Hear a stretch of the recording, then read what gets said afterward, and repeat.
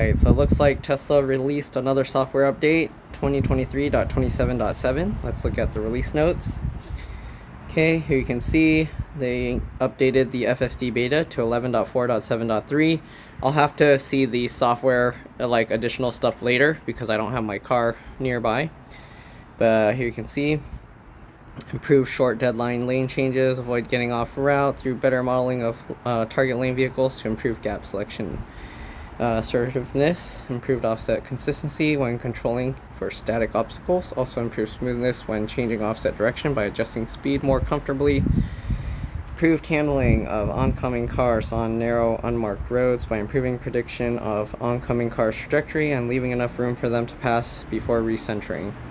Improved occupancy flow prediction from the occupancy network for arbitrary moving obstacles by 8%. Expanded usage of the new object ground truth auto labeler for the non-VRU detection model, improving distant vehicle recall and geometry precision for semi-trucks, trailers, and exotic vehicles. Improved VRU control by expanding planning scope to control gently for low confidence detections that may interfere with ego's path. Improved handling for VRUs near crosswalks by predicting their future intent more accurately. This was done by leveraging more pneumatic data to improve association between crosswalks and VRUs.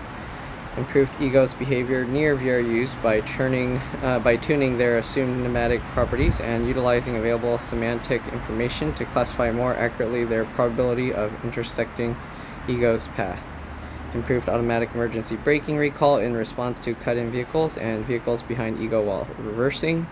And introduce automatic emergency braking on general obstacles detected by occupancy network. Hopefully it's not going to introduce more like accidental braking, but yeah. Alright, so I guess we'll wait to see. I don't know if they're going to show the other information here. I don't want to start the thing yet because I might have to drive soon. But yeah, and then this is the old previous update.